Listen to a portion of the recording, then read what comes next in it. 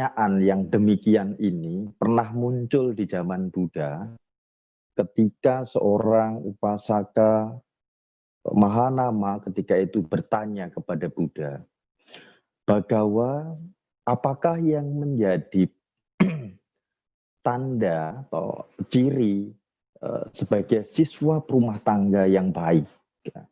Lalu Buddha menjawab bahwa upasaka, seorang disebut sebagai rumah tangga yang baik atau siswa rumah tangga atau upasaka yang baik adalah ketika ia menghindari pembunuhan, ketika ia menghindari pencurian, ketika ia menghindari perilaku seksual yang salah, ketika ia menghindari ucapan yang salah, ketika ia menghindari minuman yang memabukkan.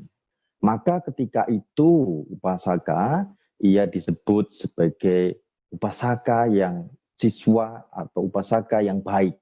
Nah, ini menjadi satu standar yang kemudian tidak hanya untuk para berumah tangga, tetapi juga untuk seluruh umat Buddha. Para monastik pun melakukan hal yang sama. 5 ini menjadi satu landasan yang sangat sangat harus sekali gitu, harus sekali ya. Nah, baik. Saya akan coba untuk berbagi tentang 5 moralitas ini.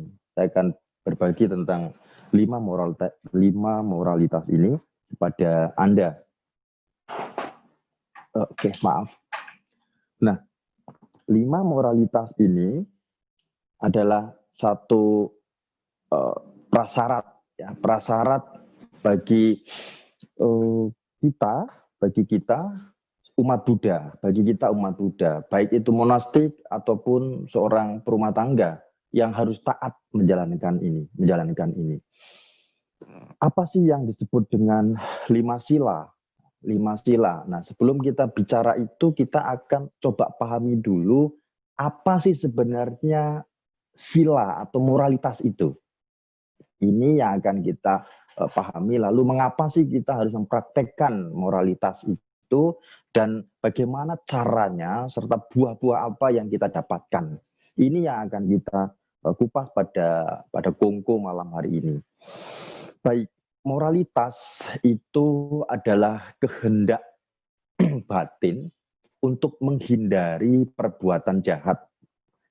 Kehendak batin untuk menghindari perbuatan jahat yang dilakukan melalui 2 pintu karma, yaitu tubuh dan ucapan. Ini penting sekali kita pahami, sehingga ketika kita mempraktekkan moralitas, kita tahu apa sih sebenarnya yang dijaga di dalam latihan moralitas itu. Nah, sekali lagi, moralitas adalah kehendak batin menghindari perbuatan jahat melalui 2 pintu karma, yaitu tubuh dan ucapan. Nah, ini penting. Kok tidak dengan pintu karma ketiga, pikiran? Nah, itu nanti akan saya bahas. Tetapi fokus kita adalah pada moralitas. Yang saya katakan sekali lagi bahwa moralitas itu adalah kehendak batin menghindari perbuatan jahat melalui 2 pintu karma. Ini kata kunci yang penting sekali ketika kita akan mempraktekkan moralitas. Nah, moralitas ini ada moralitas untuk perumah tangga, ada moralitas untuk monastik. Nah, untuk perumah tangga pun ada moralitas yang biasa, yang wajib, ada moralitas yang jika ia mampu melakukan, ada moralitas yang dipraktekkan di hari-hari tertentu sebagai hari bajik. Nah, moralitas biasa atau yang dikatakan sebagai pakati sila atau moralitas biasa ini atau moralitas yang wajib dan harus dilakukan adalah 5 moralitas. 5 moralitas ini wajib, harus, ya, maka dikatakan ini sebagai pakati moralitas. Moralitas yang wajib. Nah, yang kedua adalah ada eh, moralitas yang dipraktikkan jika dia mampu. Jika ia mampu. Moralitas yang dipraktikkan jika ia mampu adalah moralitas berupa 10 latihan moralitas yang menjadi latihan bagi para monastik. Bagi para monastik. Ini boleh dilakukan oleh seorang perumah tangga jika dia mampu. Kenapa dia jika mampu? Karena di akhir moralitas di sila moralitas yang ke-10 ada di mana ketika itu tidak menerima emas dan perak, artinya tidak bekerja. Nah, maka ini dikatakan jika ia mampu.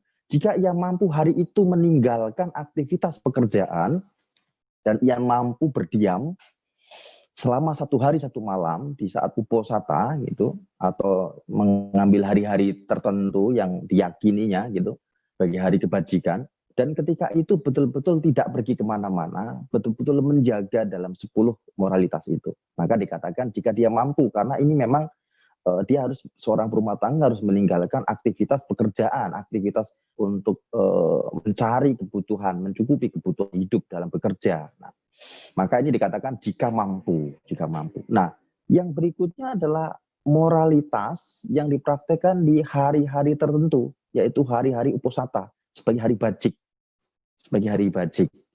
Nah, ini adalah 8 latihan moralitas, 8 latihan moralitas. Nah, ini adalah 3 moralitas untuk perumah tangga.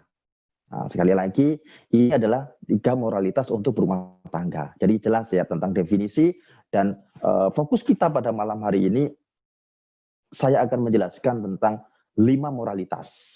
5 moralitas. Ya, 5 moralitas. Fokus saya akan menjelaskan tentang 5 moralitas. Baik. Ya. Lalu mengapa sih kita harus mempraktekkan moralitas?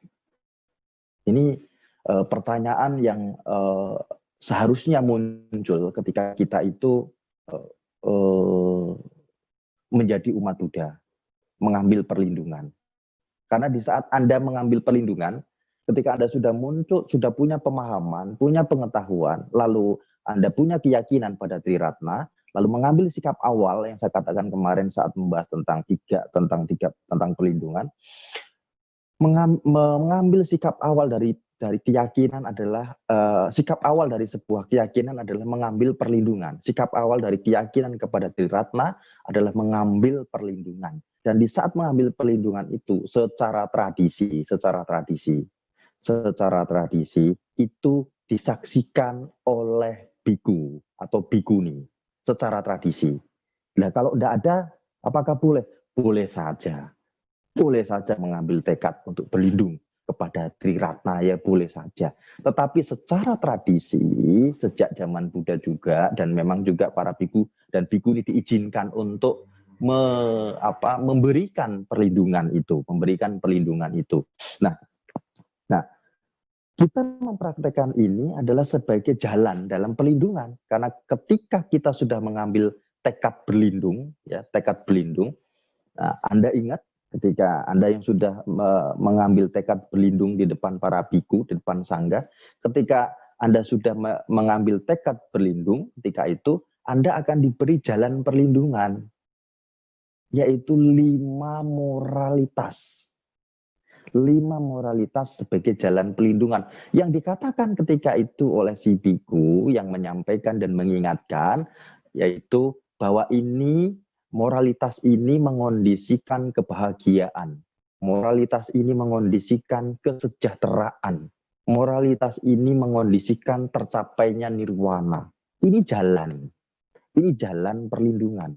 Nah, kemarin saya sudah menyampaikan perlindungan. Tentu kemarin yang mengikuti materi tentang perlindungan sudah paham berlindung itu seperti apa dan bagaimana.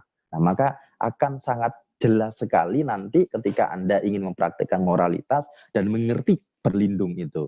Nah, mengerti berlindung. Nah, keterkaitannya, keterhubungannya akan sangat jelas sekali ketika memahami kata berlindung. Ya, kembali. Mengapa? Jadi, satu, karena ini merupakan jalan perlindungan.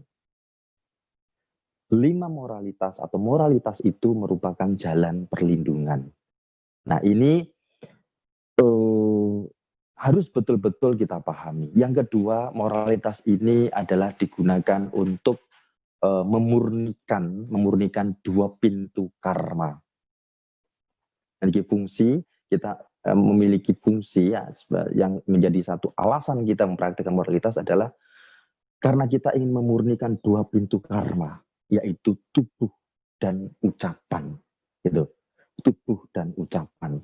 Nah, di dalam perlindungan, kemarin sudah sampaikan bahwa kita ingin berlindung itu kita menempatkan diri untuk menghindari bahaya. Berlindung pada Triratna adalah menghindari bahaya-bahaya ketidakbahagiaan, ketidaksejahteraan dalam kehidupan sekarang dan mendatang, agar kita tidak jatuh terlahir di alam-alam yang rendah. Bahkan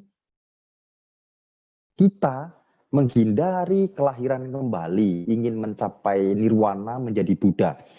Nah, itu berlindung. Nah, kemudian terkait dengan moralitas ini tadi sebagai sebuah jalan pelindungan, ya, jalan pelindungan adalah kita ingin memurnikan dua pintu karma. Maka dikatakan moralitas itu adalah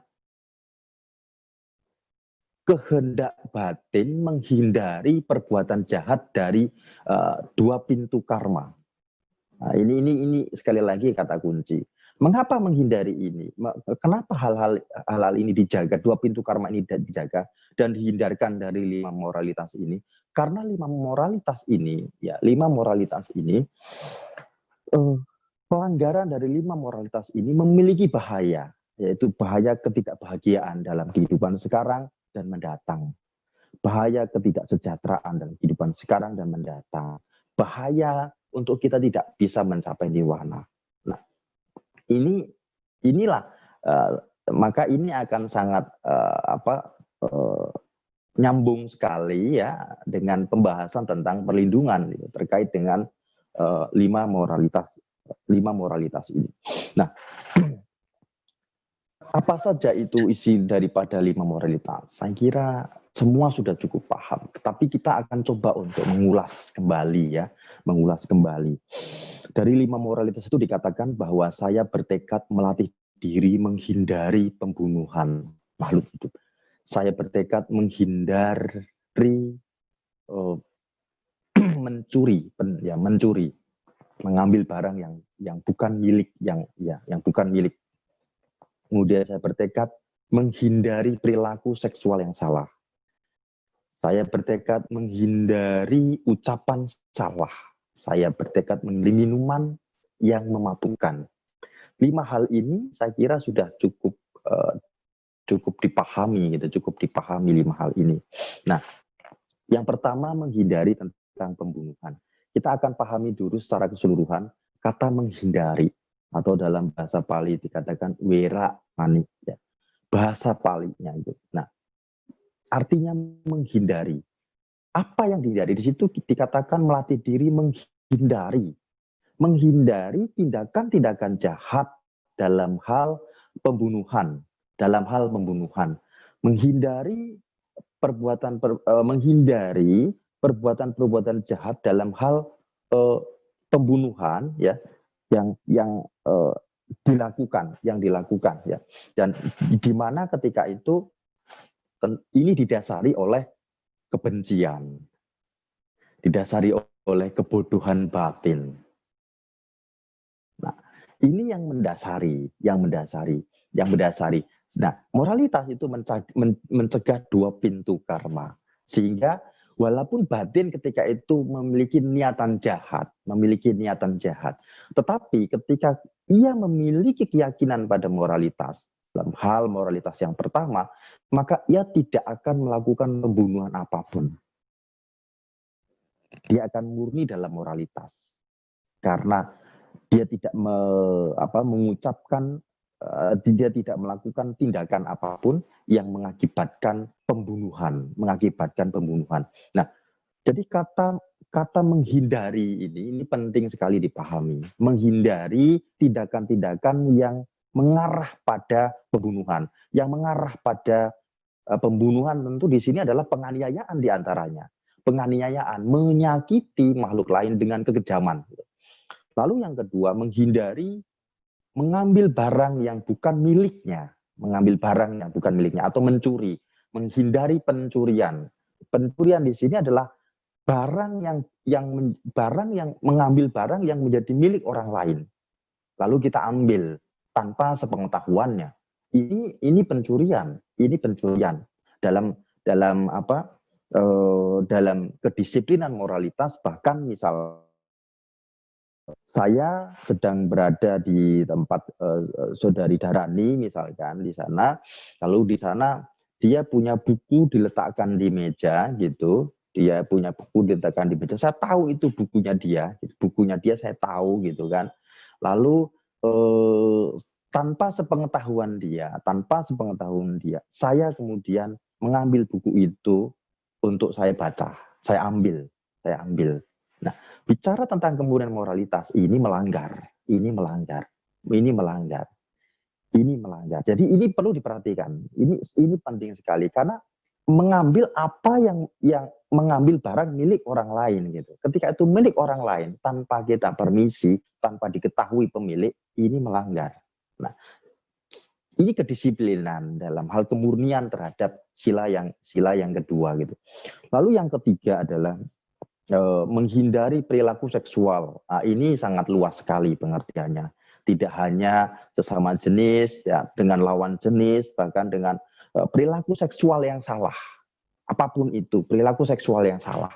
Ini pelanggaran.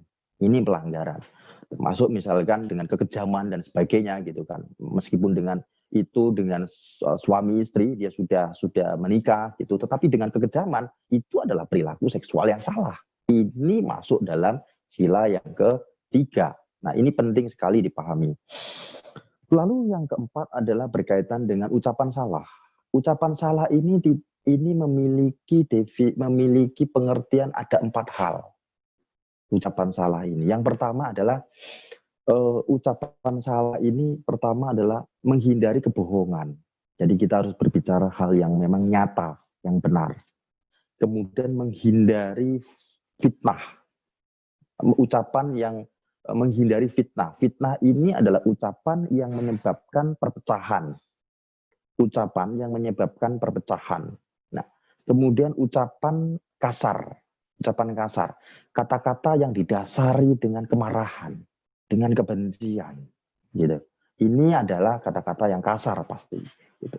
Kemudian yang keempat adalah kata-kata yang tidak memiliki manfaat apapun, omong kosong.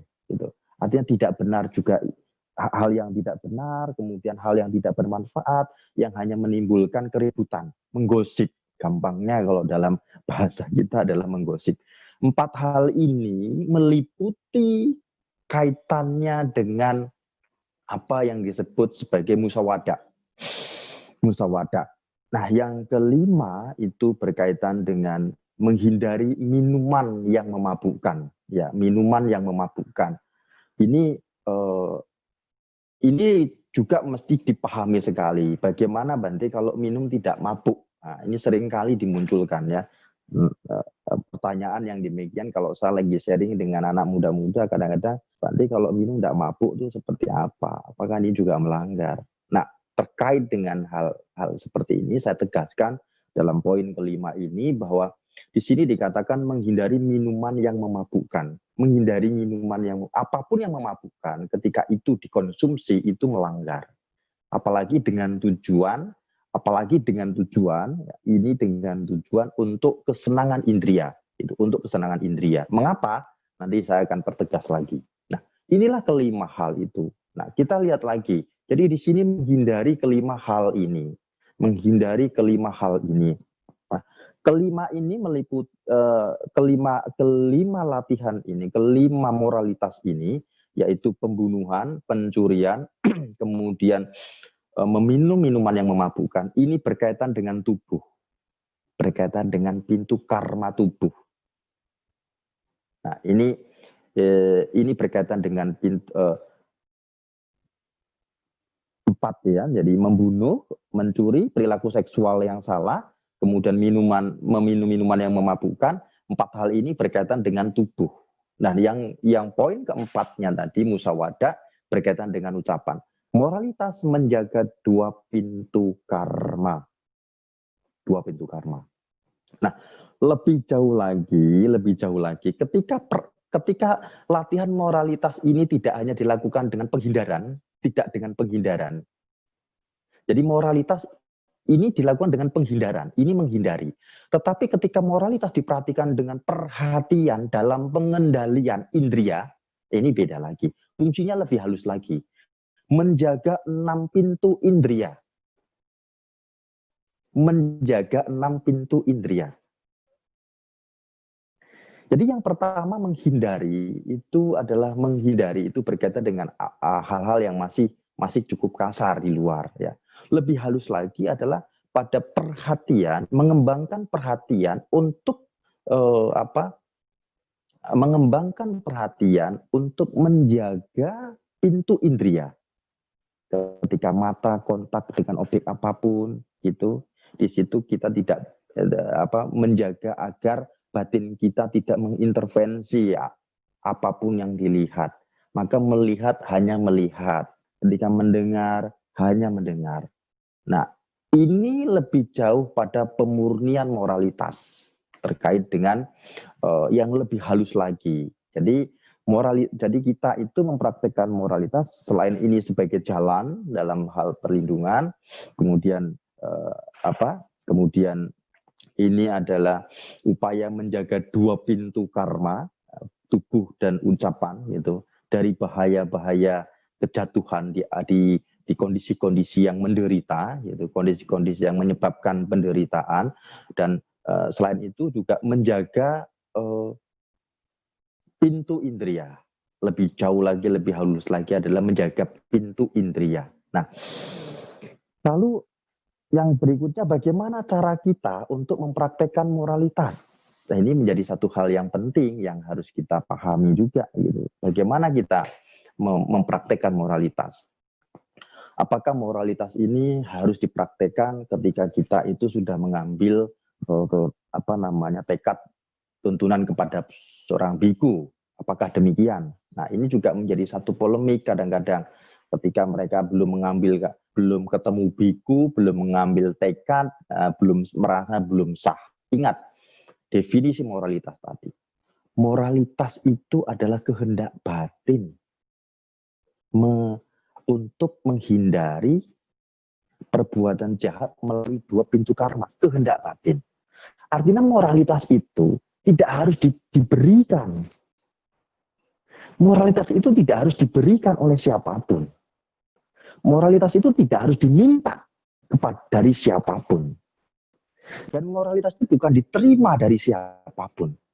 Tapi moralitas itu muncul dari dalam batin, berupa kehendak, niat untuk menghindari perbuatan jahat melalui dua pintu karma. Maka sebenarnya moralitas ini bisa dipraktikkan juga tanpa harus meminta tuntunan kepada sangga, gitu. Tidak tanpa harus. Sekarang uposata, mau praktek uposata, kok nggak ada bikunya, lalu nggak jadi praktek uposata. Nah, biku, sedangkan lebih banyak orang nggak ketemu biku di hari uposata daripada ketemu biku. Lalu kapan praktek uposatanya kan gitu? Ini akan menjadi kendala besar tentunya gitu. Nah, tetapi kenapa kemudian ada tradisi, saya katakan tadi, seorang biku setelah memberikan perlindungan, ya, lalu memberikan 5 moralitas. Ini adalah upaya seorang biku yang ketika itu sebagai guru mengingatkan, ini loh perlindunganmu untuk kamu terhindar dari bahaya-bahaya penderitaan. Karena ketidaksejahteraan dan ketidakbahagiaan dalam kehidupan sekarang maupun mendatang. Ini loh perlindunganmu agar terhindar dari penderitaan samsara secara keseluruhan. Sehingga bisa mencapai nirwana, menjadi Buddha. Ini perlindunganmu. Dan ini loh jalannya. Jadi seorang biku dalam memberikan itu hanya menunjukkan, mengingatkan, gitu, dan menyaksikan, memperhatikan kalimat seseorang ketika menjadi umat Buddha yang kita di Indonesia kita sebut sebagai wisudi, gitu ya, wisudi. dia tekad untuk menjadi umat Buddha. Di sana kan dia mengatakan bahwa Bante, meskipun Buddha telah maha parinibbana beserta Dhamma dan Sangha, gitu, saya pergi berlindung kepada Buddha, Dhamma dan Sangha, gitu. Sudilah Bante menjadi saksi, Sudilah Bante menjadi saksi bahwa sejak saat ini gitu, sejak saat ini hingga akhir hidup saya telah mengambil perlindungan. Poinnya itu artinya tentang itu. Nah, sejak saat ini hingga akhir hidup dikatakan demikian. Nah, ketika itulah biku kemudian mengiyakan, ikutilah apa yang saya sampaikan sebagai upaya kewajiban seorang guru menunjukkan jalan dalam berlindung. Ini loh, berlindung, 3 perlindungan. Ini sebagai perlindunganmu sejak saat ini hingga akhir hidup. Lalu ini loh sebagai jalannya yang untuk menempuh perlindungan itu. Nah, perannya semacam itu. Maka cara mempraktekkan moralitas itu ya punya tekad, punya keyakinan bahwa 5 moralitas itu merupakan jalan untuk mencapai kebahagiaan. Ini satu hal yang sangat penting sekali dipahami gitu. Sangat penting sekali dipahami. Jalan untuk mencapai kebahagiaan. Nah, ini maka bisa mengambil dengan tekad sendiri.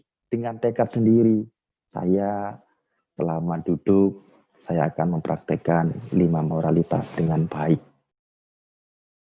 Selama saya duduk, saya akan menjaga 6 indria dengan baik.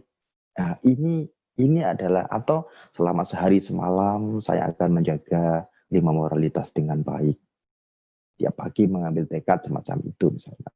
Boleh saja untuk merenungkan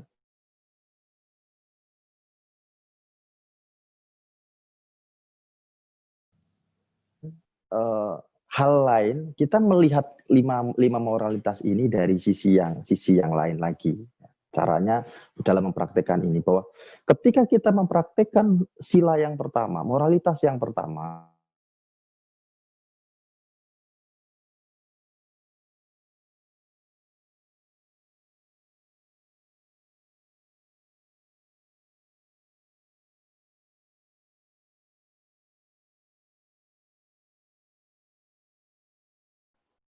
ya maaf ada sedikit kendala ya. Iya Bante. Oke, sorry. Udah bisa. Kembali lagi ya. Ya. Baik. Nah, kita akan melihat dalam mempraktikkan moralitas dari sisi yang lain. Tadi kan lebih kepada penghindaran, kemudian perhatian, gitu ya, mengembangkan perhatian untuk menjaga indria ketika kontak agar tidak muncul yang namanya keinginan, gitu kan, keinginan. Batin tidak mengintervensi apapun yang dilihat, apapun yang didengar, apapun yang dirasa gitu, ketika makan dan sebagainya gitu kan. Nah, kita akan lihat dari sisi yang lain bahwa praktek moralitas yang pertama ini adalah praktek pengembangan welas asih gitu. Welas asih terhadap makhluk hidup, terhadap kehidupan makhluk hidup. Praktek pengembangan welas asih terhadap kehidupan makhluk hidup, termasuk kehidupan kita sendiri. Karena kita punya welas asih terhadap diri kita, pada kehidupan kita, maka saya tidak akan melakukan kekejaman. Ketika saya memiliki kekejaman, batin saya menderita. Ketika saya memiliki kekejaman, saya memiliki ketidakbajikan yang mengondisikan saya dalam ketidakbahagiaan, dalam ketidaksejahteraan, bahkan memberikan potensi saya untuk terlahir di alam-alam yang rendah. Nah, maka karena dasar welas asih terhadap diri saya dan juga terhadap makhluk lain, yang welas asih kepada makhluk lain, gitu, agar mereka tidak menderita. Karena hal inilah kita itu tidak melakukan pembunuhan, tidak melakukan kekejaman apapun, meninggalkan alat-alat apapun yang menjadi sebab-sebab kita untuk melakukan pembunuhan. Karena welas asih. Nah, yang kedua, cara mempraktekannya dengan menumbuhkan welas asih terhadap terhadap benda, barang gitu ya, terhadap benda, barang, bahwa kita bisa menumbuhkan welas asih melalui kepedulian dan kedermawanan untuk moralitas yang kedua, gitu. Ya, kita menghindari ketika orang kehilangan itu, ketika orang membutuhkan barang, kita memiliki welas asih terhadap diri kita sendiri. Bagaimana ketika kita itu tidak memiliki barang dan kita membutuhkan barang. Betapa saat itu kita menderitanya. Ketika kita butuh sesuatu lalu kita tidak punya. Ketika kita lapar, kita butuh makan tapi tak ada makanan yang dimakan. Nggak ada makanan yang dimakan. Saat itu tentu menderita. Tentu menderita. Nah, kita memiliki welas asih pada diri kita sendiri, gitu kan. Maka kita juga peduli dengan diri kita sendiri untuk mencukupi kebutuhan hidup kita. Nah, yang kedua, kita juga berbagi karena kita juga mengetahui orang lain juga menderita karena kekurangan kebutuhan, kepemilikan terhadap apa yang menjadi kebutuhan. Maka kita juga berbagi kepada mereka. Ini dengan melakukan kedermawanan. Nah, menumbuhkan rasa welas asih berupa kedermawanan. Ini penting sekali. Penting sekali kita melihat dari sisi-sisi yang seperti ini dalam hal kita mempraktekkan moralitas, 5 moralitas ini. Kemudian yang ketiga adalah kita juga memiliki welas asih terhadap diri kita sendiri. Bagaimana ketika kita ini mengalami pelecehan seksual terhadap diri kita sendiri, gitu. Apa yang kita rasakan? Itu rasa kecewa, rasa marah tentunya, dan rasa jengkel gitu ya. Tentunya batin sangat menderita sekali, rasa malu dan sebagainya gitu. Nah, ini karena welas asih itulah maka kita juga tidak melakukan hal itu. Kita tidak melakukan hal itu kepada siapapun. Maka ketika berkaitan dengan hal-hal perilaku seksual ini, kita harus betul-betul memiliki tanggung jawab dan komitmen dalam jangka panjang. Bahwa ketika kita melakukan perilaku seksual kepada siapapun, artinya kita punya komitmen dalam jangka panjang. Bahwa kita harus bertanggung jawab. Kita harus bertanggung jawab karena jika tidak, ini akan sangat melukai sekali. Dan itu kalau terjadi dengan kita pun, kita merasakan hal yang sama, luka itu. Nah, melihat ini, kita membangkitkan welas asih juga kepedulian untuk menjaga betul-betul perilaku seksual yang benar.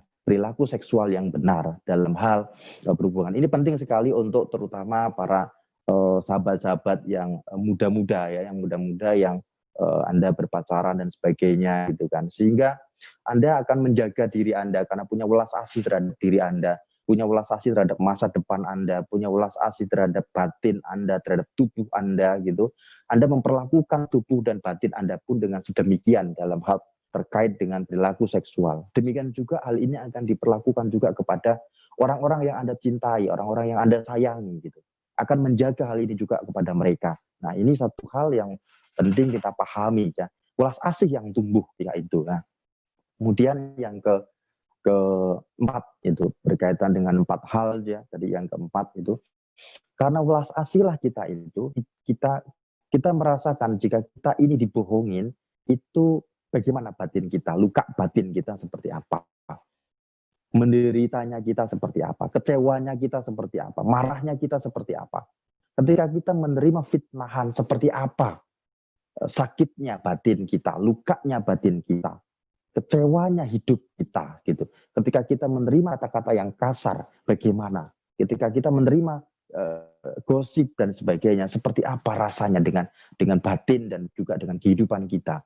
Nah, karena welas asih inilah kita juga memperlakukan diri kita ini agar kita menghindari betul-betul yang namanya tindakan-tindakan dalam hal penipuan, fitnah gitu. Kita lebih berbicara hal yang nyata, berbicara hal-hal yang merukunkan, berbicara hal-hal yang lembut gitu, yang menyenangkan, membahagiakan, dan berbicara hal-hal yang bermanfaat. Demikian juga hal ini kepada siapapun, kepada orang lain. Hal ini pun kita perlakukan hal yang sama karena welas asih kepada mereka. Nah, lebih jauh adalah moralitas yang kelima, latihan moralitas yang kelima. Latihan moralitas yang kelima, ini pun didasari kembali dengan welas asih. Welas asih terhadap kondisi batin dan tubuh kita, terkait dengan apapun yang kita konsumsi. Nah, yang dikonsumsi ini banyak memiliki luas definisi ya, kata konsumsi ini ya. Selain konsumsi dari apa, konsumsi untuk kebutuhan kelangsungan tubuh, juga konsumsi terkait dengan batin, konsumsi dengan kelangsungan tubuh, yaitu berkaitan dengan makan. Misalkan kita harus makan dengan makan makanan yang betul-betul itu menjaga kesehatan tubuh. Kita harus mengkonsumsi di waktu-waktu yang tepat, yang memang nanti itu akan membantu kelangsungan tubuh kita untuk tetap sehat. Kemudian yang berikutnya adalah konsumsi indria. Kita akan menjaga mata kita untuk melihat hal-hal yang memang bermanfaat. Menjaga telinga kita mendengar hal-hal yang bermanfaat. Ini terkait konsumsi. Kemudian lidah, hidung, sentuhan. Gitu. Ini terkait dengan konsumsi batin. Kita menjaga hal-hal ini. Agar batin kita sendiri ini tidak diliputi dengan sampah-sampah ya, tidak diliputi dengan sampah-sampah. Seperti halnya kalau kita makan asal-asal makan, kemudian memberi reaksi yang tidak nyaman pada tubuh. Demikian juga ketika kita melihat sesuatu yang tidak menyenangkan dan menimbulkan kemarahan dan terbawa pada kemarahan ketika itu, ini menjadi konsumsi batin, maka saat itu kebahagiaan kita hilang. Ketika kita mendengar sesuatu, lalu kita muncul perasaan tidak menyenangkan, tidak suka, dan kita kebawa, kita mengkonsumsinya dengan kemarahan, mengkonsumsi suara itu dengan kemarahan, gitu. Lalu batin kita saat itu juga kehilangan kebahagiaan. Tidak saat itu saja, mungkin bisa sampai 1 hari, 1 malam, atau bahkan berbulan-bulan kita memiliki sakit, luka batin karena mendengar sesuatu. Demikian juga dengan hal indria yang lain. Juga demikian. Nah, ini cara kita mempraktikkan moralitas, ya. Cara-cara kita mempraktikkan moralitas yang menjadi landasan kebajikan. Buah apa kemudian yang kita dapatkan ketika kita mempraktikkan moralitas? Jadi buah secara keseluruhan adalah gitu ya. Buah dari praktek moralitas ini akan mengondisikan kebahagiaan dalam kehidupan sekarang dan mendatang. Secara keseluruhan, kesejahteraan dalam kehidupan sekarang dan mendatang. Lebih jauh menghindarkan kelahiran di alam-alam yang rendah. Namun, Buddha juga menyampaikan bahwa ada buah-buah yang secara khusus juga gitu yang didapatkan, Mbak. Ketika seseorang memiliki moralitas, yang pertama ia akan memiliki reputasi yang baik. Ia memiliki rasa percaya diri, tidak takut dimanapun dan kemanapun. Nama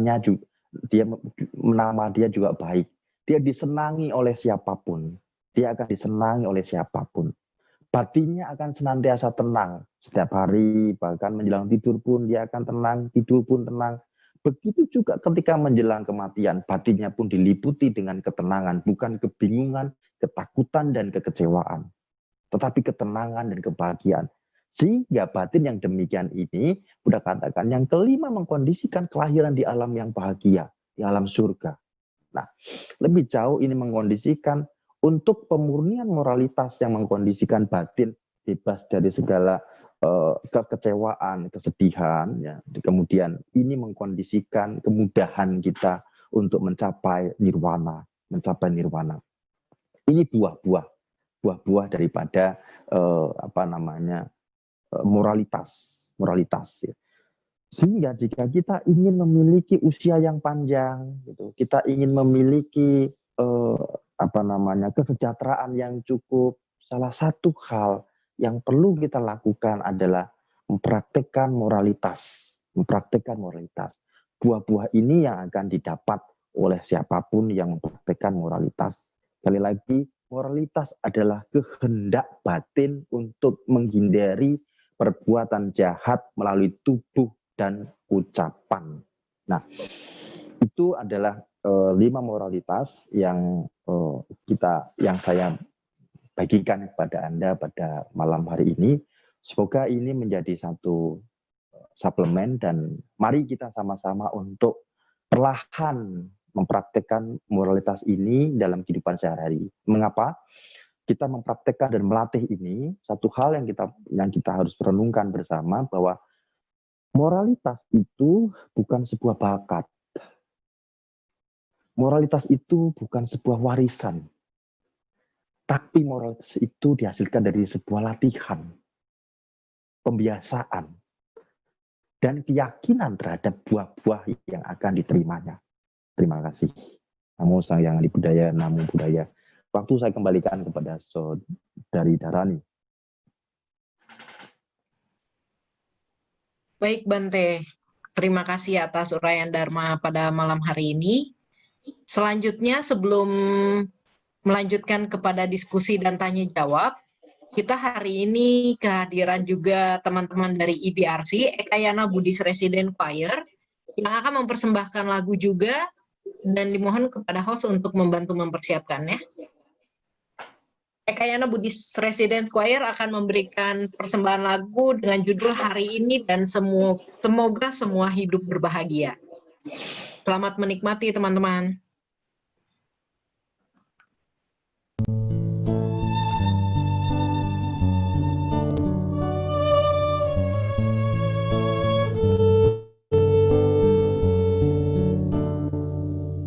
Hari ini ku langkahkan kakiku dengan ceria, penuh bahagia. Hari ini ku hadapi hariku dengan senyuman gembira.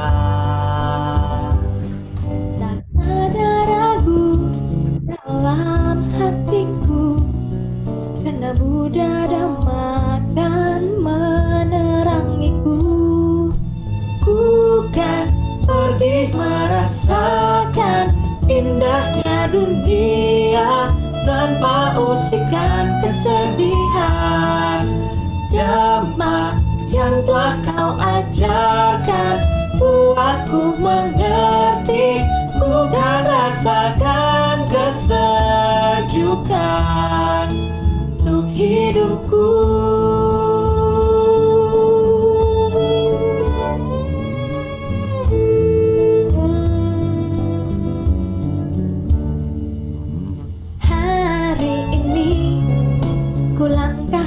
Kakiku dengan ceria, penuh bahagia. Hari ini ku hadapi hariku dengan senyuman gembira. Tak ada ragu dalam hatiku, karena Buddha Dhamma akan menerangiku.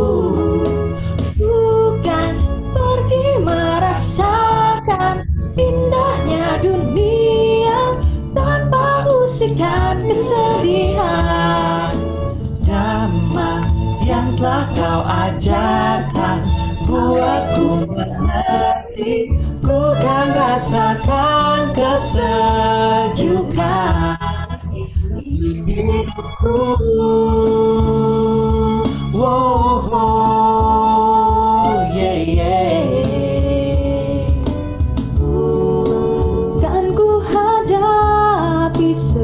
Segala persoalan hidupku, karena ku tahu pasti ku kan dapatkan yang terbaik. Ku kan pergi merasakan indahnya dunia tanpa usikan kesedihan.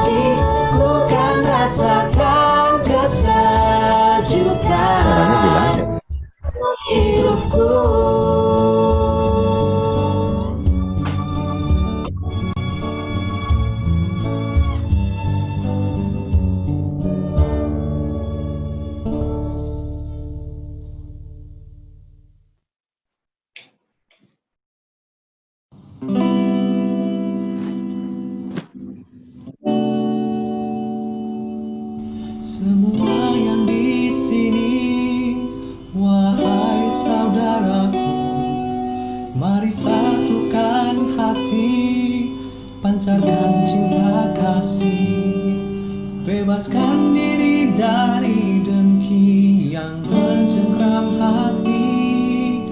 Kembali di sini, hanya di saat ini, dengan penuh ketulusan dan kelembutan kepada semua di segenap alam. Semoga semua hidup bahagia,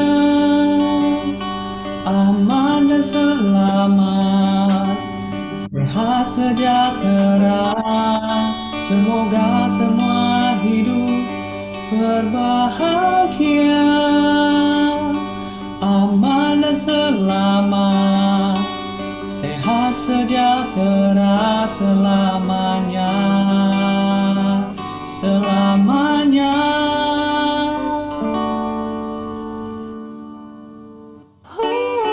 Semua yang di sini, wahai saudaraku, mari satukan hati, pancarkan cinta kasih, bebaskan diri dari dengki yang mencengkram hati. Kembali di sini, hanya di saat ini. Oh, semoga semua hidup berbahagia, aman dan selamat, sehat sejahtera. Semoga semua hidup berbahagia, aman dan selamat, sehat sejahtera selamanya, selamanya, Selamanya. dengan penuh ketulusan Ketulusan dan kelembutan kepada semua di segenap alam.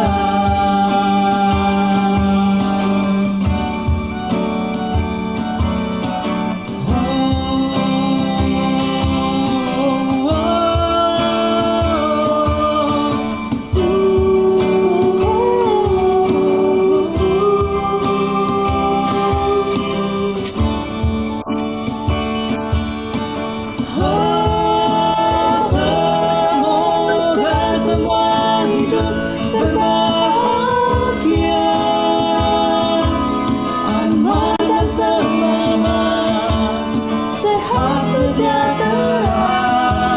Semoga semua hidup berbahagia,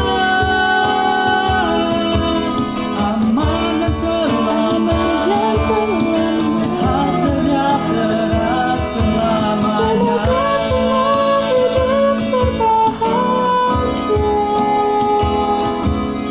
Aman dan selamat, sehat sejahtera selamanya, selamanya.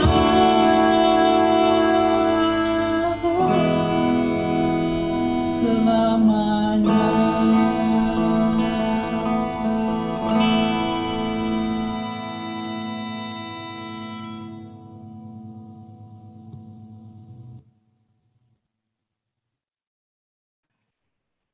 Baik, kita beri tepuk tangan virtual buat teman-teman IBRC. Kebetulan juga teman-teman IBRC-nya ada di sini, ada gabung bersama kita di Zoom. Terima kasih buat performance-nya. Nanti setelah diskusi dan tanya jawab, kita juga akan ada performance live dari Ko Hermansen, salah satu Budi Singer, dan juga merupakan personel dari IBRC. Jadi teman-teman nanti akan menyaksikan juga performance live beliau. Selanjutnya, bagi teman-teman yang ingin bertanya atau mengajukan diskusi, dimohon untuk raise hand dan nanti bisa juga bertanya langsung kepada Bantenya Nasila. Apakah ada teman-teman yang ingin bertanya?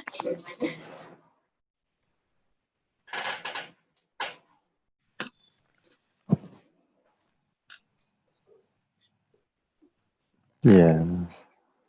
Ini ada yang chat Bante. Selamat malam Bante. Ya. Apakah ada tips untuk menghindari pikiran yang buruk terhadap orang atau cara kita untuk menghindari fitnah seperti apa ya Bante? Terima kasih. Ya, sebelum saya menjawab di sini, saya menyapa dulu ada Mami Lucy ya. Terima kasih sudah hadir. Ketua Umum Wanita Buddhis Indonesia. Ada juga Romo Dadi, Pak Samsa, ini Wasekjennya Majelis Budayana Indonesia. Dan saya melihat di sini ada yang dari Kalimantan, nih, Samarinda, Romo Chandra Afu. Ya, terima kasih kehadirannya. Ya, baik. Tadi dua hal ya, berarti Darani ya, tentang apa? Menghindari Bante. fitnah dan pikiran-pikiran Menghindari yang buruk. Ya, satu hal bahwa pikiran yang buruk itu tidak bisa kita hindari sebenarnya. Kita akan pasti punya itu, karena selama kita belum bisa mencapai pencerahan, pikiran buruk akan terus ada, karena pada dasarnya batin kita ini memang didasari oleh tiga hal yang menjadi akar keburukan, yaitu kebodohan, keserakahan, dan kebencian gitu. Maka apa yang dilakukan? Karena ini akan terus muncul selama kita belum mampu membersihkan batin secara total, akan terus muncul. Apa yang kita lakukan dengan kondisi yang sekarang ini, dengan tahap latihan yang sampai sekarang ini, kita masih cukup banyak memiliki kotoran batin. Hal yang pertama adalah kita harus tahu bahwa memang pikiran kita diliputi oleh pikiran-pikiran yang tidak baik. Ini pertama. Misalkan adalah saat ini, misalkan ketika kita atau kapanpun, misalkan ketika Anda saat itu sedang muncul pikiran buruk. Hal yang pertama yang harus dilakukan adalah tahu bahwa kita sedang punya pikiran buruk. Dan kita cukup punya keyakinan bahwa pikiran buruk ini memiliki dampak-dampak yang tidak baik, memiliki bahaya-bahaya untuk batin, hilangnya kebahagiaan. Ini hal yang paling tidak sederhana yang harus kita yakini itu. Hal sederhana yang harus kita yakini itu. Kemudian yang berikutnya adalah kita yakin bahwa pikiran buruk ini pun akan lenyap. Dia akan lenyap. Kita yakini itu juga gitu. Bahwa pikiran buruk ini akan lenyap. Ini hal yang kemudian kita harus pahami. Ketika kita memahami hal ini, gitu, maka kita akan setiap waktu ketika muncul pikiran buruk, kita akan pahami itu, lalu kita akan memaafkan, menerima bahwa ada pikiran kita saat itu sedang buruk, dan kita memaafkan, membebaskan pikiran dari kondisi-kondisi yang buruk itu dengan memaafkan tadi, gitu, memaafkan tadi. Nah, menghindari fitnah ya tentu. Namanya fitnah ini kan dari orang-orang yang tidak baik, yang memang tidak menyukai dan menyenangi kita gitu ya. Dimanapun akan ada, ya caranya ya jangan bergaul dengan orang-orang yang suka bikin fitnah. Jangan bergaul dengan orang-orang yang suka bikin fitnah. Nah, kalau cara menghadapi fitnah bagaimana? Satu hal ya, ini satu hal bahwa kita jangan kebawa marah dulu, dengan emosi dulu, dengarkan apakah yang disampaikan itu fitnah atau bukan. Jika itu fitnah, lalu coba renungkan apakah itu membawa kemajuan untuk kita atau tidak. Nah, jika tidak, abaikan saja sudah. Kita abaikan saja sudah. Gitu. Ketika kita mengikuti, artinya kita berhasil dalam jebakan fitnahnya gitu kan. Tetapi ketika tidak diikuti, sudah biarkan. Orang nanti akan paham sendiri dengan apa yang kita lakukan. Fokuslah pada hal yang positif dan hal yang baik saja. Seperti itu. Terima kasih Bante. Iya. Baik, terima kasih Bante. Lalu teman-teman ada yang ingin bertanya, dan ini ada kehadiran juga Bante, Ko Amin Untario. Oh ya. Ya. Belum terlihat. Ketua. Ko Amin. Itu ada mengucapkan juga ke Bante, selamat malam Bante katanya. Oh ya. Ya. Belum saya lihat ya. Baik. Terima kasih Ko Amin. Ini seniornya para pemuda budayana loh ya. Ya, hari ini kebetulan banyak yang hadir ya Bante ya. Pada hadir. Bante ada pertanyaan lagi. Ya Kalau silakan. misalnya dulu itu kalau nggak salah wisudi itu dibagi dua ya Bante. Ada tisarana, wisudi tisarana saja dan wisudi upasaka upasika kalau nggak salah. Lalu kalau misalnya sekarang kan udah jadi wisudi dijadikan satu jadi upasaka upasika saja. Benar ya Bante ya? Betul seperti itu ya? Iya, iya. Ya, Nah, betul. Jadi yang kita alami itu banyak umat, bukan hanya pemuda, tapi banyak umat yang cukup banyak masih takut untuk ambil wisudi upasaka upasika ini Bante. Takut dalam artian mereka merasa kalau misalnya udah mengambil sila dan mereka melanggar, akhirnya itu karma buruk yang lebih besar. Jadi lebih baik nggak mengambil sila gitu. Nah, itu bagaimana pandangannya dan sebenarnya apa sih syarat untuk kita mengambil sila upasaka upasika ini? ya, sebenarnya wisudi ya hanya satu, perlindungan ya hanya itu. Gitu. Ketika kita mengambil perlindungan kepada Buddha, Dharma, dan Sangha, sudah pasti dan jelas bahwa kemudian jalan mencapai perlindungan itu adalah moralitas. Terutama 5 moralitas. Hanya memang di Indonesia ini kan kita mengikuti pola-pola yang sudah ada pada umumnya gitu loh. Misalkan ini hanya pendekatan-pendekatan untuk memberikan rasa kenyamanan sebenarnya bagi umat gitu ya. Ketika anak-anak kecil misalkan di tempat lain itu ada pemberkatan, ya tempat kita juga ada gitu kan. Baby blessing itu gitu kan. Lalu ketika mereka itu ada bahwa mereka untuk yang anak-anak itu masuk ke dalam satu fase tentang pemahaman agama gitu kan. Di tempat kita ada hanya tisarana saja gitu kan. Lalu bagi mereka yang sudah dewasa itu masuk upasaka upasika. Sebenarnya ketika dia mengambil perlindungan tisarana itu sudah menjadi upasaka dan upasika.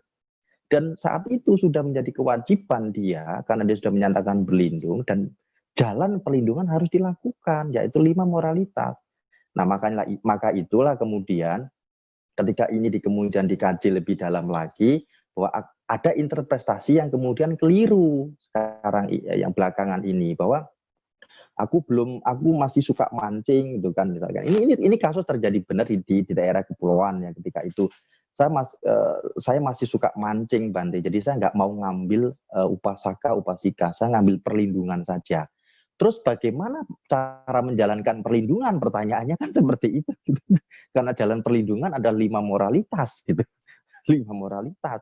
Nah, ini ada interpretasi yang kemudian keliru memahami tentang perlindungan. Seakan-akan antara perlindungan dan jalan perlindungan ini dua hal yang berbeda. Padahal ini ada satu kesatuan yang tidak bisa tidak gitu. Ketika kita ingin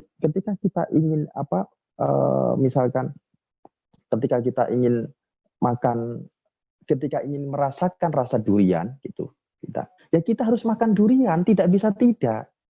Bagaimana mungkin seseorang ingin merasakan buah-buah dari perlindungan, tapi tanpa melakukan jalan perlindungan?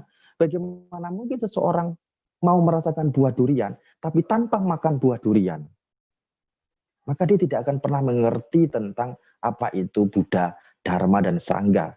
Dia tidak akan pernah mampu menghadirkan Buddha, Dharma, dan Sangha dalam kehidupannya. Dia tidak akan pernah mengerti, maka keyakinan tentang terhadap tiratana akan sangat kecil sekali. Maka dari itulah kemudian tisarana ini pelan-pelan memang kita minimalkan dan pelan-pelan kita arahkan bahwa seseorang ketika mengambil perlindungan ya sudah otomatis itu jalan perlindungan 5 moralitas, tidak bisa tidak gitu. Karena dikatakan tadi ketika upasaka Mahanama bertanya, Bante, bagaimana seseorang menjadi seorang rumah tangga menjadi upasaka? Buddha mengatakan ketika ia pergi berlindung kepada Buddha, ketika ia pergi berlindung kepada Dharma, ketika ia pergi berlindung kepada Sangha, saat itulah ia adalah upasaka. Nah, lalu bagaimana seorang upasaka dikatakan sebagai upasaka yang baik? Ketika ia menghindari pembunuhan, menghindari pencurian, menghindari perilaku seksual yang salah, menghindari ucapan salah, menghindari minuman yang memabukkan. Ketika itulah ia memiliki perilaku yang baik sebagai siswa rumah tangga atau upasaka. Dan ini kan jelas gitu loh. Hal ini jelas. Maka saya katakan bagaimana seseorang ingin merasakan buah durian, menikmati buah durian, tapi tanpa makan durian. Ini nggak mungkin gitu. Nah, maka demikian juga dengan perlindungan dan moralitas. Perlindungan dan moralitas. Bagaimana seorang ingin merasakan perlindungan dari tiratana gitu, yang mana saya katakan di waktu tentang perlindungan itu, Buddha itu memiliki kapasitas dan kualitas kesejahteraan dan kebahagiaan, bahkan kebahagiaan tertinggi itu. Lalu Dharma ini sebagai jalan yang ditunjukkan oleh Buddha. Dharma adalah sebagai jalan yang ditunjukkan oleh Buddha. Kita ingin mencapai kebahagiaan dan kesejahteraan seperti yang dicapai oleh Buddha. Tidak hanya kebahagiaan duniawi, tapi kebahagiaan yang tertinggi nirwana. Tetapi kita tidak mau menempuh jalan yang disampaikan oleh Buddha. Jadi mana mungkin bisa. Maka sekali lagi namanya wisudi itu ya satu paket pengambilannya, yaitu Tisarana dan juga Pancasila. Dan Pancasila. Maka inilah kami melihat ada interpretasi yang akhirnya keliru gitu, memahaminya gitu. Maka banyak sekali ketika di daerah-daerah itu ketika ditanya sudah wisudi, sudah Tisarana, loh kok enggak? Kenapa kok Tisarana? Ya saya belum berani ngambil 5 moralitas karena saya ini masih suka berselingkuh. Ini jujur dari mereka seperti itu, gitu. Ini jujur gitu. Nah, bayangkan mereka mengaku sebagai umat Buddha tapi tidak memiliki sama sekali perilaku yang baik sebagai umat Buddha, gitu. Nah, maka kita perlu ada keterdesakan kepada mereka bahwa perlindungan itu adalah perlindungan tiratana, ini adalah perlindungan umat Buddha. Jalan menempuh perlindungan ini adalah 5 moralitas. Seperti itu.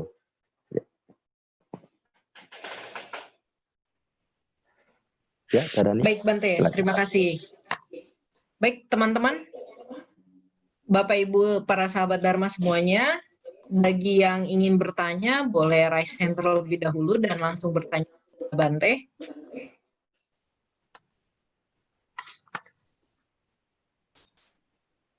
Mungkin teman-teman dari PMVBB atau teman dari IBRC.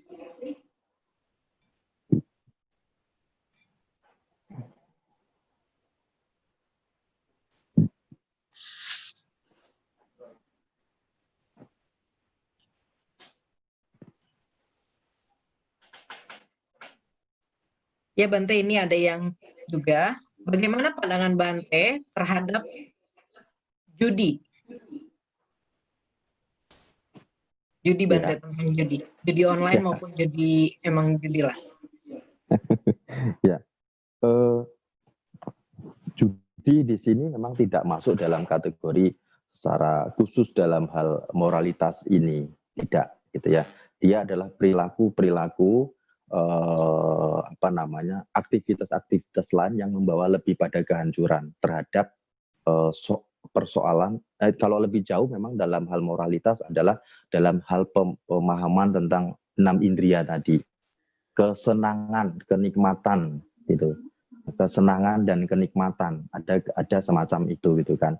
Dan itu merupakan dikatakan itu sebagai judi itu sebagai cara-cara yang membawa kemerosotan. Cara-cara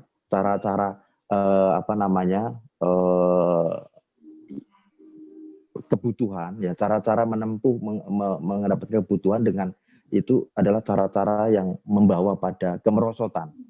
Nah, seperti itu. Maka judi tidak dimasukkan secara khusus memang di dalam moralitas ini, di dalam 5 moralitas ini tidak dimasukkan secara khusus. Dia dimasukkan ke dalam kemerosotan bagi rumah tangga yang ada di dalam para bawa sutta, ada di depan para bawa sutta. Seperti itu, ya.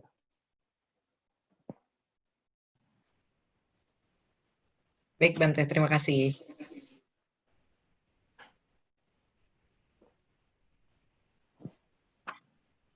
Ya teman-teman, ada yang ingin bertanya?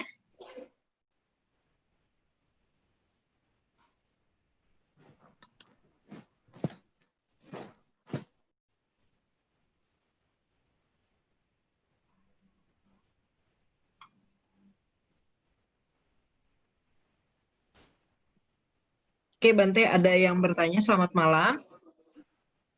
Bagaimana kalau misalnya tentang bullying, Bante? Bullying, lalu bagaimana kita menanggapi orang yang suka membuli kita? Membuli. Jadi ya seperti meledek dan lain sebagainya. Itu termasuk pelanggaran sila keempat atau bagaimana? Dan bagaimana kalau misalnya kita dibully oleh orang, bagaimana kita menanggapinya? Terima kasih. Kalau itu kata-kata yang kasar, tentu itu masuk ke dalam pelanggaran sila yang keempat. Karena kan tadi sila keempat itu meliputi salah satunya kata-kata yang kasar, kemudian kata-kata yang tidak sebenarnya, kata-kata yang tidak sebenarnya, gitu. Kata-kata yang tidak sebenarnya. Ini kan masuk ke dalam jika ini memenuhi dalam 4 hal, salah satu atau sebagian dari 4 hal ini, yaitu tentu masuk ke dalam musyawadah, gitu. Masuk dalam musyawadah. Ya bagaimana kita menanggapi orang yang bully? Mau ditanggapi seperti apa?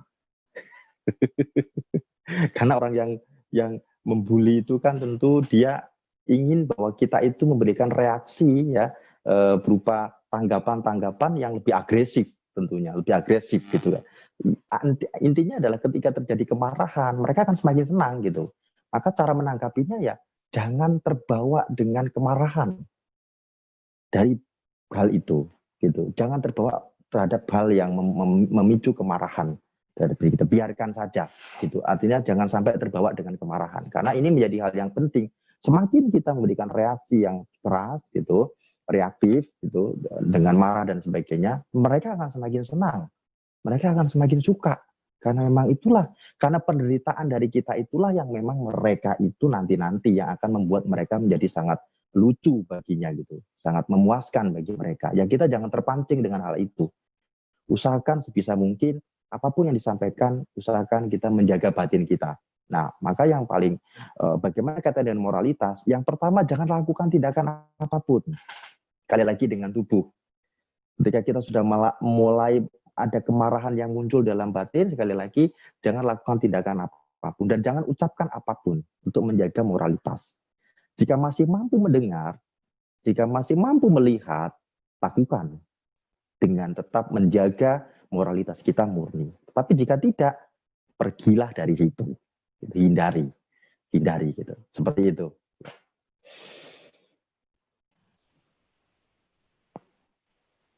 Baik, Bante, terima kasih. Oke, teman-teman, ada yang ingin bertanya? Biar maksudnya berinteraksi karena di sini sebenarnya kongko berbeda ya, Bante ya. Jadi iya, silakan. Chatting, maksudnya pertanyaannya jangan lewat chatting gitu. Jadi biar bisa menanyakan langsung kepada Bantenya Nasila. Boleh, silakan. Mungkin ada Evelyn di sini. Evelyn, mungkin ada yang ingin pertanyaan?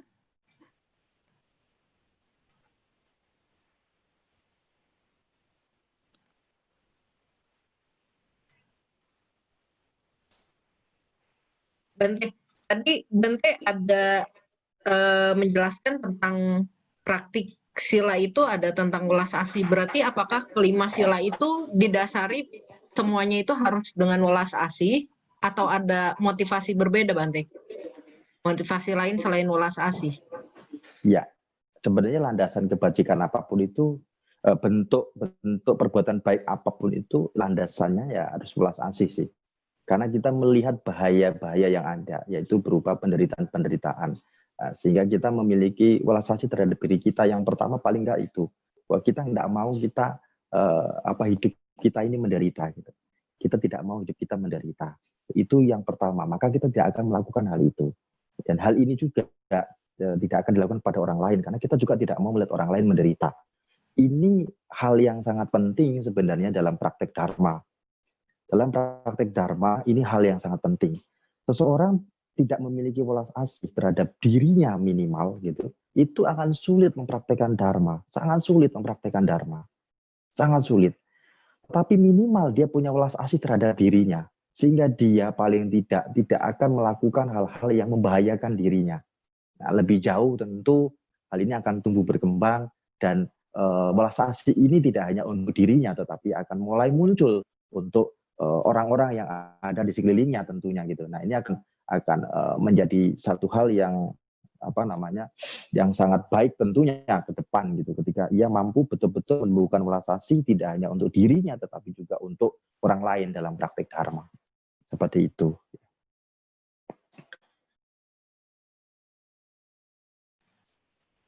Baik, Bante, terima kasih. Ada catatan lain, tambahan ya. Jadi sebenarnya moralitas, sekali lagi bahwa moralitas ini bukan diterima, moralitas itu bukan diminta, moralitas itu bukan diberi ya. Tadi saya katakan seperti itu. Ini penting gitu. Ini penting. Maka moralitas itu adalah kehendak batin untuk menghindari tidak perbuatan jahat. Sekali lagi, ini penting sekali dipahami. Moralitas adalah kehendak batin menghindari perbuatan jahat melalui dua pintu karma.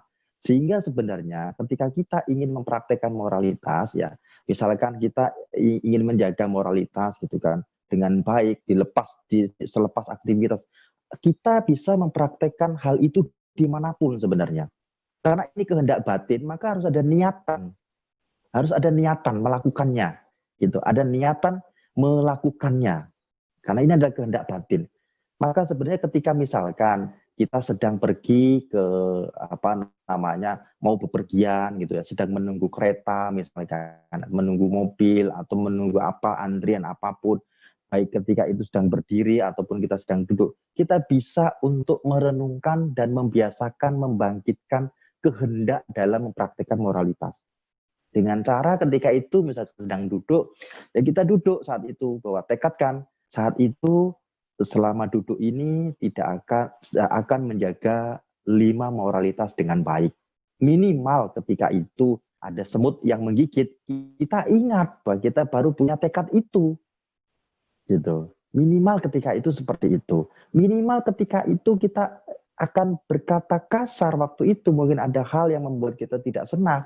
Kita ingat baru saja kita mengambil tekad bahwa saya akan menjaga selama duduk akan menjaga 5 moralitas, atau selama saya berdiri mengantri saya akan menjaga 5 moralitas ketika itu, misalkan seperti itu. Atau bahkan lebih jauh lagi dalam hal fungsi sila yang kedua tadi terhadap indria, selama duduk saya akan menjaga moralitas dengan baik. Maka ketika itu tidak hanya penghindaran terhadap tindakan-tindakan tubuh dan ucapan, tetapi indria, bahkan indria mengembangkan perhatian ketika itu, mengembangkan perhatian gitu terhadap apapun yang kontak melalui objek, terhadap objek apapun yang kontak melalui indria.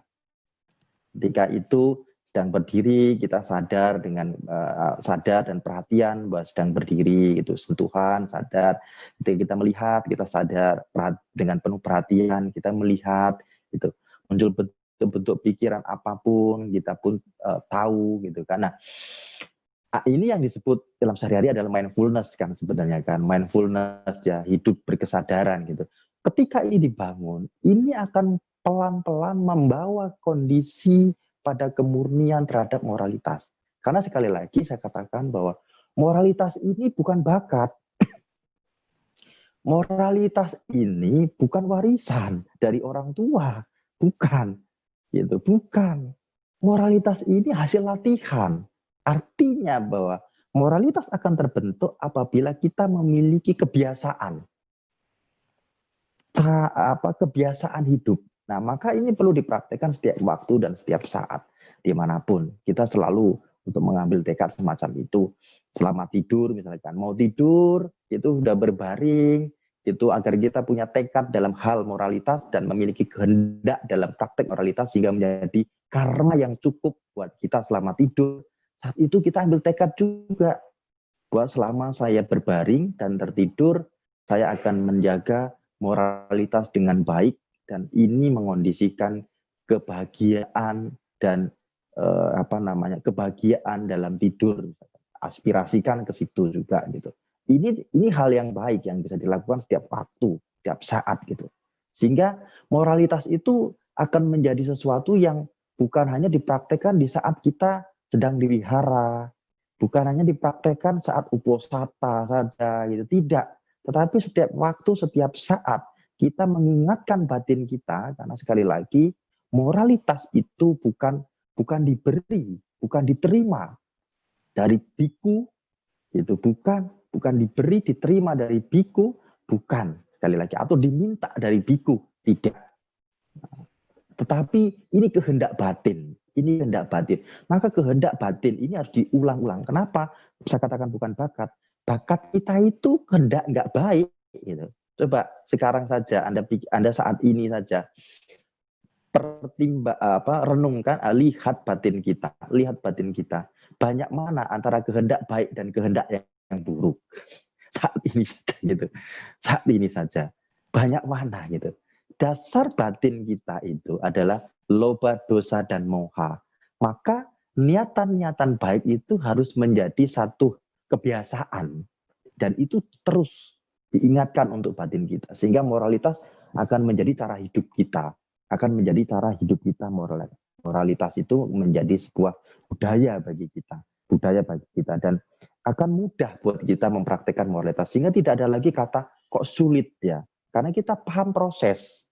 Nah, dulu misalkan begitu mendengar suara nyamuk, ini yang selalu saya kasih contoh yang paling gampang, begitu mendengar suara nyamuk, kadang begitu mendengar itu kebencian muncul langsung, niatan jahat muncul, tidak hanya di situ. Dari tidur, sudah mau tidur langsung bangun bahkan. Begitu mendengar suara nyamuk dan melihat nyamuk, itu sudah secara spontan ketika itu bangun langsung dan mengejar nyamuk untuk dibunuh.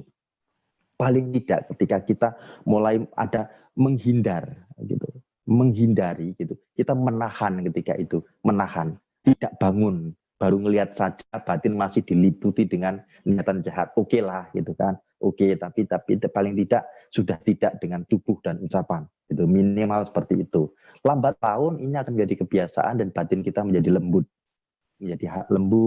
Batin kita pun menjadi ramah, kemudian merespon sesuatu gitu. Maka ketika itu akan menjadi lebih mudah dalam mempraktekkan moralitas dimanapun dan kapanpun. Seperti itu. Baik, Bante.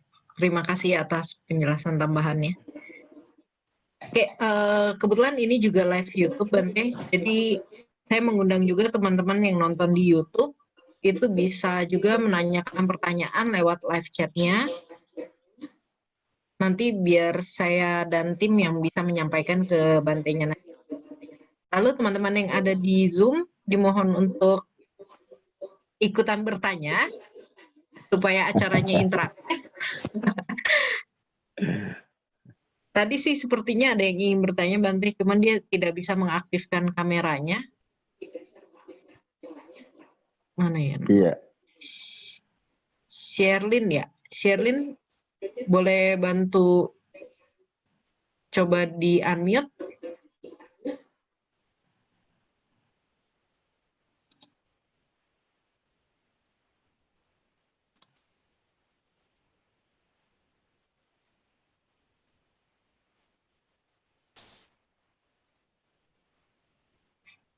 Silakan. Di YouTube channel Bisa. Bante. Namo Buddhaya Bante, semoga dalam keadaan sehat-sehat. Dari Silawato Bante.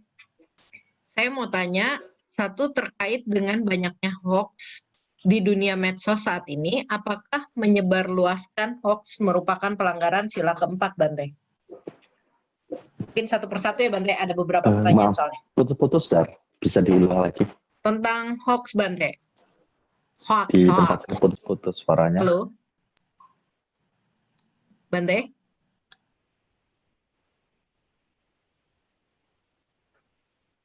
Bante? Sudah bisa dengar suara saya?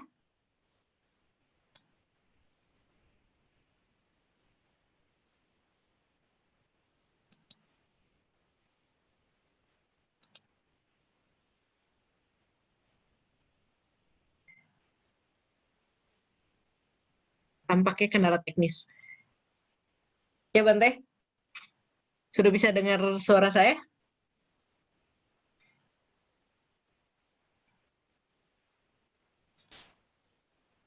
Ya, bisa diulang, Darani? Ya. Sebentar. Dari Silawato, Bante, Namo Buddhaya, semoga Bante dalam keadaan sehat-sehat. Saya mau bertanya, terkait dengan banyaknya hoax di dunia medsos saat ini, apakah menyebarluaskan hoax merupakan pelanggaran sila keempat, Bante? Ya, namanya hoax itu kan hal yang tidak benar tentunya, toh. Kebohongan ya, kebohongan. Itu tentu adalah sebuah tindakan yang kalau itu dilakukan melalui kalau sila keempat ini kan dilakukan melalui ucapan ya, melalui ucapan. Itu kan melalui tindakan ya. Itu ketika itu menimbulkan kondisi-kondisi yang berupa kekejaman, tentu itu masuk ke dalam sila yang pertama. Misalkan hanya sebuah tulisan yang kemudian kita tuliskan gitu kan, tidak diucapkan, itu dituliskan, dan ini bukan sebuah hal yang benar gitu, lalu membuat orang menjadi kecewa dan membuat orang itu menjadi misalkan menjadi menderita, dan orang itu bahkan mungkin bunuh diri, bahkan sering terjadi kan seperti itu. Karena hoax seperti itu orang sampai melakukan tindakan seperti itu karena dia malu, kecewa dan sebagainya gitu. Ini hal ini tentu melanggar daripada sila yang pertama gitu. Sila yang pertama seperti itu.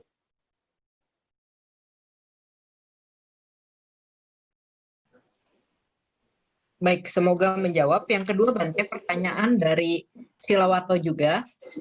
Bagaimana pandangan Bante dengan perbuatan mencuri namun didasari dengan kebaikan?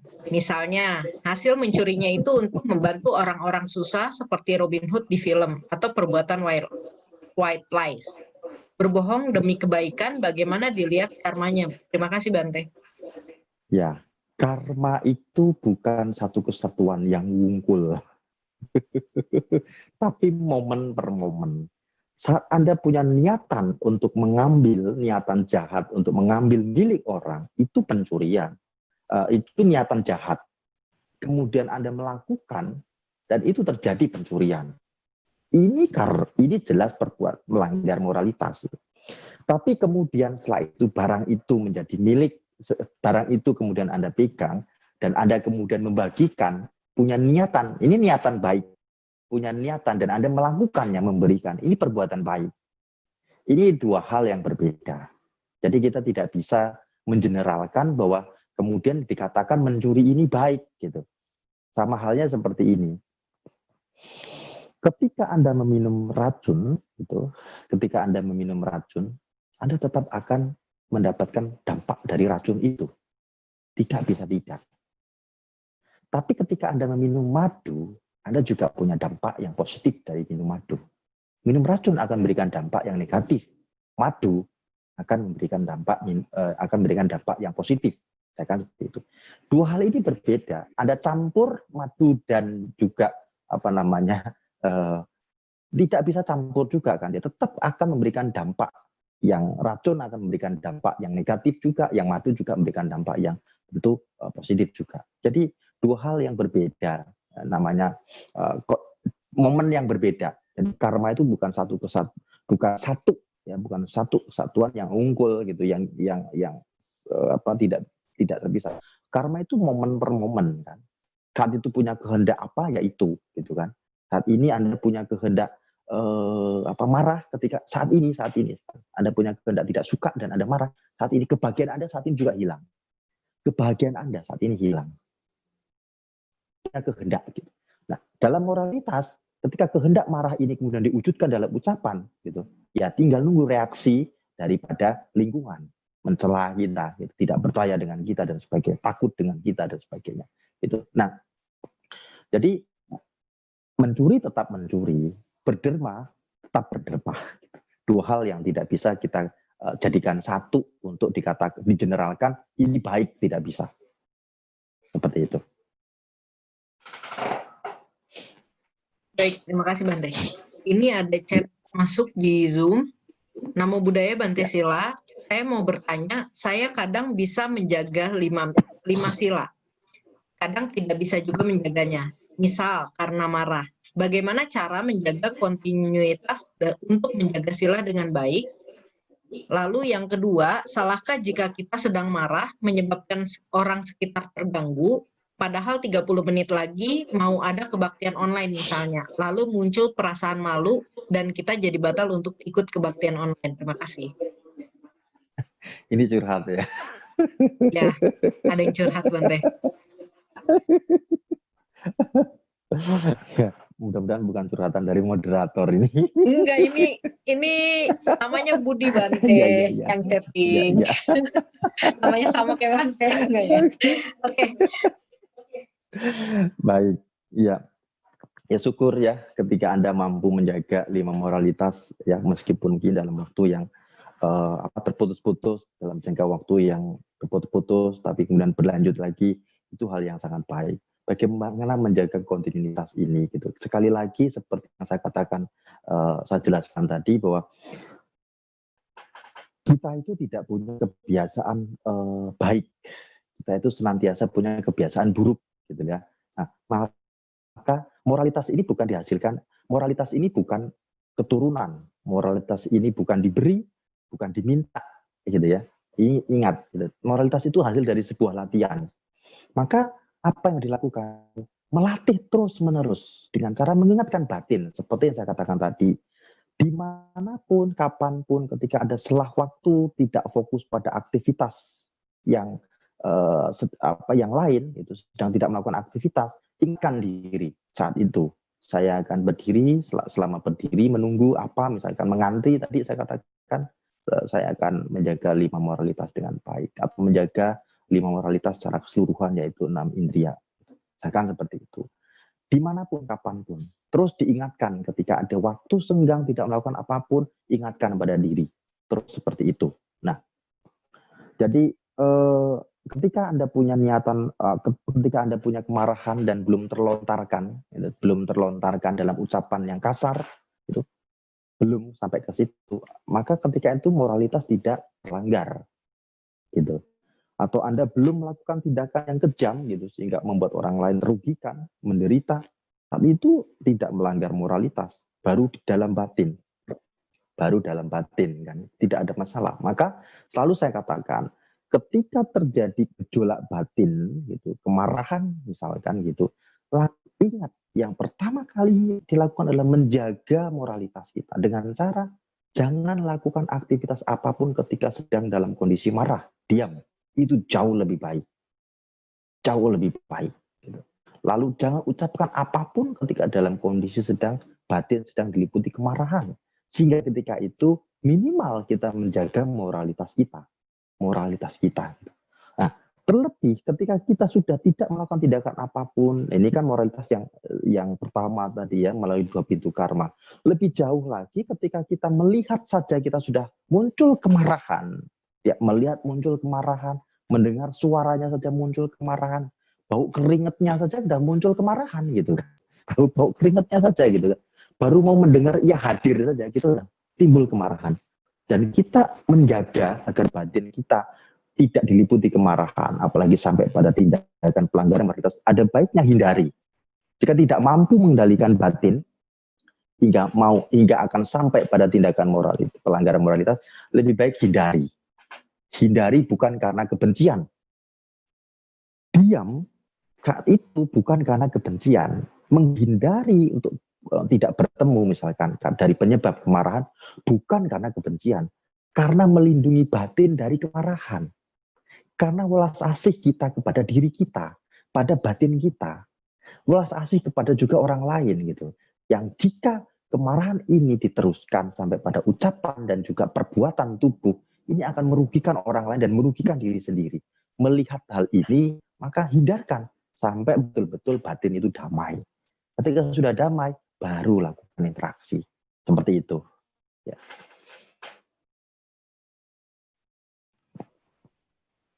Baik Bante, terima kasih. Ya. Semoga menjawab pertanyaannya, bukan curhatan saya itu Bante.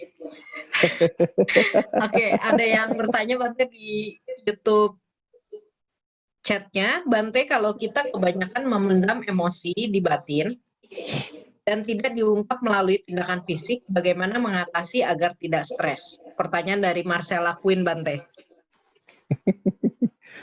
Mendam apa dia ini lagian? Tidak tahu saya. Silakan dijawab, Bante. Iya. Pendamlah dan simpanlah hal-hal yang baik gitu. Pendamlah dan simpanlah hal-hal yang baik, jangan hal-hal yang buruk gitu. hal-hal yang buruk dipendam dan disimpan, ini akan memiliki dampak yang sangat tidak baik untuk diri kita gitu. Maka sebaiknya latihan memaafkan itu penting. Nah, kembali memaafkan juga ini perlu latihan. Latihan memaafkan ini penting gitu. Bisa dilakukan setiap malam. Memaafkan itu apa sih? Memaafkan itu adalah memunculkan perasaan bahagia. Ah, seperti itu. Karena ketika kita tidak belum memaafkan, batin itu kan menderita. Memaafkan itu adalah membebaskan batin, gitu, membebaskan batin dari penderitaan dengan cara kita itu mengembangkan perasaan bahagia kita. Ini yang disebut dengan meta. Ini yang disebut dengan meta. Selalu saya sarankan ketika itu bisa dilakukan, misalkan syukur bisa setiap hari, setiap waktu ketika ada jeda waktu dilakukan. Kalau tidak, minimal ketika mau tidur agar membuat kualitas tidur kita itu menjadi semakin baik. Minimal itu. Jadi lakukan upaya pemaafan gitu, yaitu bisa Anda lakukan seperti ini. Anda bisa membangkitkan perasaan bahagia itu ya dengan melafalkan kalimat ini. Aku memaafkan kesalahan apapun yang telah terjadi agar aku dapat hidup dan tidur dengan bahagia. Jadikan kalimat ini sebagai objek batin. Ketika kerja batin kan begini. Batin itu ketika kontak dengan objek apapun, ketika ia kontak maka akan muncul perasaan. Perasaan senang atau tidak senang. Ketika kontaknya dengan objek yang positif, maka hati itu perasaan yang positif yang akan dirasakan. Ketika itu objek yang membahagiakan, maka kebahagiaan yang akan dirasakan. Maka munculkan objek-objek kebahagiaan di dalam batin. Dengan cara kita melafalkan pemaafan sebagai upaya pengembangan meta dalam diri kita. Aku memaafkan kesalahan apapun yang telah terjadi agar aku dapat hidup. Ketika akan tidur, tambahkan. Dapat hidup dan tidur dengan bahagia. Terus ini lafalkan menjelang tidur. Itu, terus lafalkan menjelang tidur. Jika Anda merasakan ketegangan di dalam batin, di dalam tubuh misalkan, karena akibat dari kemarahan, memendam perasaan tidak menyenangkan itu dan muncul reaksi di batin terjadi ketegangan, rilekkan tubuh. Rilekkan tubuh. Pancarkan meta pada tubuh ketika itu dengan cara bisa berbaring, bisa duduk ya ketika itu, perhatian ada pada kepala misalkan ketika itu, lalu ketika rasakan napas masuk, ketika merasakan napas masuk, perhatian pada bagian kepala dan katakan ketika itu aku, ketika napas keluar bahagia, aku bahagia, atau merilekkan gitu. Ketika itu napas masuk rasakan, napas keluar kendorkan gitu. Atau dengan pelafalan aku bahagia. Terus pada bagian seluruh tubuh, di bagian tubuh yang terasa tegang, pancarkan meta di sana gitu. Mana yang terasa tegang sekali, di situ yang lebih fokuskan lagi di daerah situ. Nah, setelah itu secara keseluruhan, napas masuk rasakan aku, napas keluar bahagia. Lebih jauh lagi ketika mulai tenang, jadikan objek batin, tidak dengan nafas, tapi jadikan objek batin. Semoga aku bahagia gitu. Atau lakukan pemaafan tadi. Atau lakukan pemaafan. Kesalahan apapun yang telah terjadi, aku memaafkan kesalahan apapun yang telah terjadi agar aku dapat hidup dan tidur dengan bahagia. Terus demikian. Lakukan pembiasaan demikian menjelang tidur minimal. Gitu. Syukur setiap ada waktu, lakukan dimanapun misalkan. Bahkan hal-hal yang membahagiakan dikembangkan. Misalkan habis makan. Paling gampang kan habis makan tuh. Setelah makan kenyang kan ada kepuasan tuh, ada kebahagiaan kan. Itu juga momen tepat untuk kita melatih meta. Ketika itu, mengembangkan kebahagiaan dalam diri. Ketika habis makan, lakukan makan dengan tenang. Dengan penuh perhatian. Ketika makan sudah selesai gitu, rasakan kepuasan. Saya telah bebas dari perasaan lapar. Batin saya puas. Rasakan kepuasan itu. Batin saya bahagia.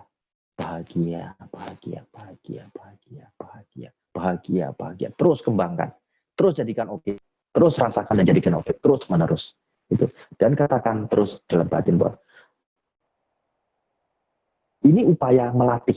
Sekali lagi, bahwa hal-hal baik itu bukan bakat. Hal-hal baik itu bukan bakat. Kita itu bakatnya nggak baik. Marah itu nggak perlu latihan. Marah tidak perlu latihan. Memendam perasaan yang tidak menyenangkan tidak perlu latihan. Tapi melepaskan perasaan yang tidak menyenangkan perlu latihan gitu. Maka bakat kita itu nggak baik. Maka lakukan pembiasaan demikian secara kontinu terus menerus. Sampai kapan? Kalau mau ngomong sampai kapannya, sampai kita mencapai nirwana, kekotoran batin kita itu betul-betul bersih.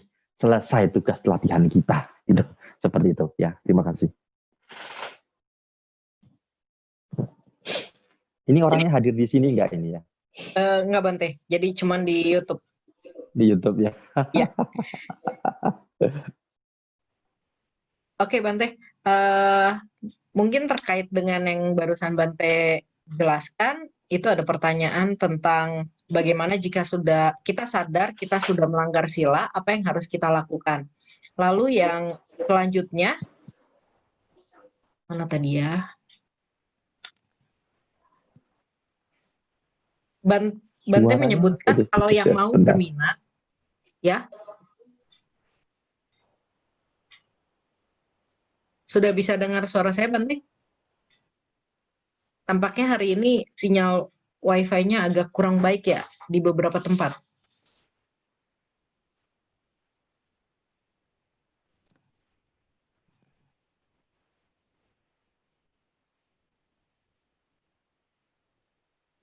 Ya, Bante?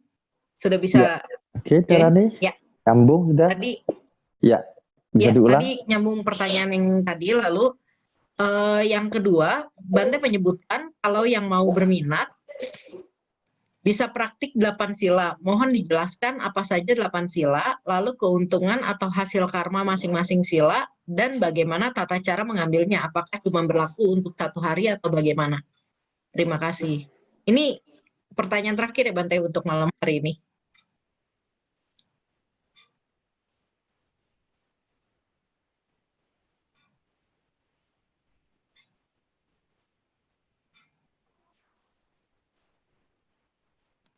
Ya, oke. Bisa diulang, Dar?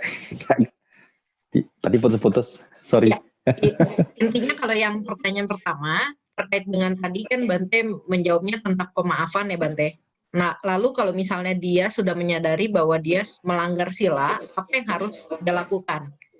Lalu yang kedua, tadi Bante menyarankan untuk mengambil 8 sila pada saat uposata, hari uposata. Apa saja 8 sila tersebut dan apa keuntungan atau hasil karma dari masing-masing sila? Bagaimana tata cara mengambilnya? Apakah cuma berlaku untuk 1 hari atau bagaimana? Oke. Ya. Ini pertanyaan Bagaimana terakhir ya, Bang, ya? Pertanyaan terakhir ya? Ya. Iya. Baik. Jadi tadi yang pertama, jika dia melakukan pelanggaran gitu kan ya? Iya, dia menyadari dia sudah melakukan pelanggaran, apa yang harus dia lakukan? Yang jelas setiap orang paham bahwa dia melakukan pelanggaran, pasti akan muncul penyesalan. Ini juga yang Buddha sampaikan. Salah satu terlepas dari lima manfaat tadi, 5 buah tadi yang saya sampaikan, ada dalam salah satu sutta di Anguttara Nikaya tentang manfaat moralitas ini yang Buddha sampaikan kepada Ananda bahwa salah satunya adalah dampak moralitas, akibat pelanggaran moralitas itu adalah adanya penyesalan. Maka ketika tidak melakukan pelanggaran moralitas, tidak akan ada penyesalan gitu. Nah, pasti setiap orang yang melakukan pelanggaran moralitas itu akan muncul penyesalan. Apa yang dilakukan? Pertama, lakukan pemaafan pada diri sendiri. Cara melakukan pemaafan bagaimana? Akui bahwa itu memang pelanggaran dan akui bahwa saya melanggar. Saya melanggar, akui gitu. Dan ini sebuah pelanggaran, akui. Harus diakui. Pahami bahwa ini pelanggaran dan melanggar. Itu yang pertama. Yang kedua adalah bebaskan dari situ. Nah, lakukan meta. Lakukan meta dan lakukan tekad untuk tidak melakukan pelanggaran lagi dengan cara kita senantiasa mengingat moralitas, praktek moralitas dalam tidak hanya setiap pagi dan malam, tapi setiap waktu kita harus ingat itu. Paling gampang ingat saya aja deh pokoknya. Gitu. Oke. Ya, setiap waktu ingat ya itu. Setiap waktu ingat saya aja gitu. Tapi jangan bawa foto saya kemana-mana gitu. Ya, oke. Jadi tiap waktu kita harus ingat akan praktek moralitas sebagai jalan pelindungan. Itu yang penting sekali, seperti yang tadi saya sampaikan, dimanapun kapanpun mengembangkan tekad untuk moralitas tadi gitu ya. Nah, lalu 8 moralitas. Ya, 8 moralitas ini adalah praktek latihan yang dilakukan di saat uposatha. Uposatha itu adalah hari-hari khusus ya, di paruh-paruh bulan. Sebulan bisa 6 kali. Ini puasanya ya. Ini yang dibahas besok sebenarnya. Besok secara detail kita akan bahas ya. Tapi saya coba untuk jawab yang pertanyaan ini. Besok ini dibahas tentang puasa ala Sesi 6 ya Bante ya? Sesi 6. Ya, di sesi 6 kita akan bahas. Itu membahas tentang puasa. Ini membahas tentang 8 moralitas sebenarnya dan macam-macamnya gitu ya. Macam-macam. Jadi 8 moralitas ini dipraktekkan di saat uposatha. Uposatha ini hari-hari khusus, yaitu hari-hari paruh bulan. Paruh bulan. Kenapa dilakukan di saat paruh bulan? Besok saya jelaskan. Jadi besok harus dengarkan gitu kan. Kenapa kok paruh bulan gitu.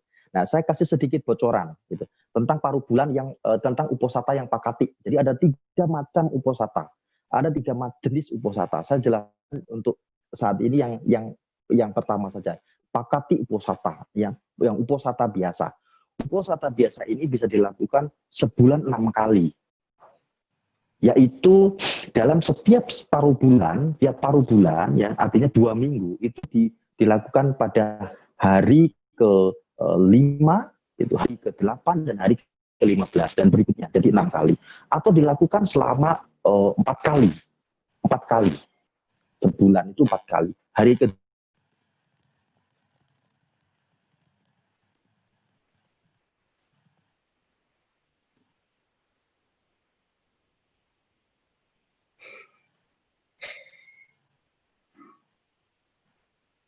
Ya, Bantenya menghilang kembali.